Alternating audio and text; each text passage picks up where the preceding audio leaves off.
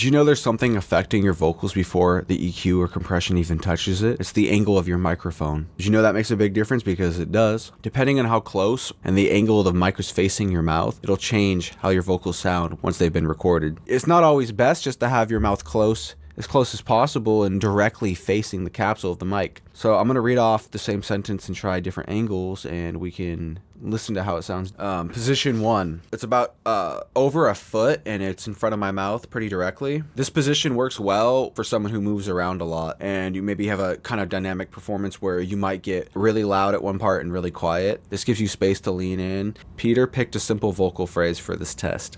So the next position is just going to be the same thing, but a little bit closer, right?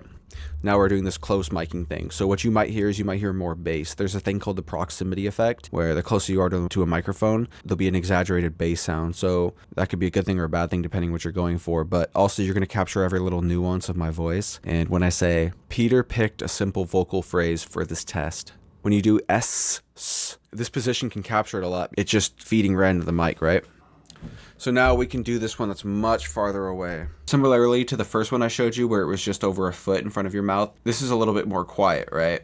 As you can hear when I'm speaking, now there's a lot of room for me to move around. So if I was, if someone you were recording, or you just know you like to move around a lot, this would be good. Like if you want to get jiggy with it. Peter picked a simple vocal phrase for this test. All right, let's have some fun, huh? This is one that I think would sound pretty good. Look at the mic is like nose level, maybe a little bit higher. Now we're probably not going to get as many plosives.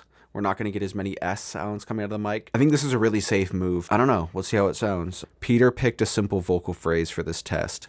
Okay, now let's do one farther away. Peter picked a simple vocal phrase for this test. Now this is a position that's the same as before, but now it's a little bit further away, but more than a foot, I would say. It's just another position to try. It could be good for a dynamic performance. Okay, now what about down here?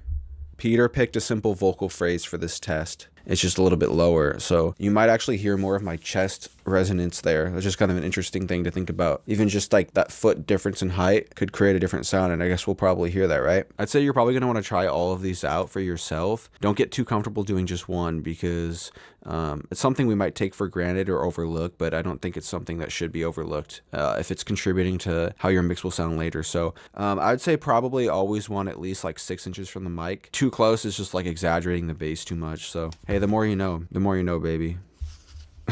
Roller dogs! Peter picked a simple vocal phrase for this test. Peter picked a simple vocal phrase for this test. Peter picked a simple vocal phrase for this test. Peter picked a simple vocal phrase for this test. Peter picked a simple vocal phrase for this test. Peter picked a simple vocal phrase for this test.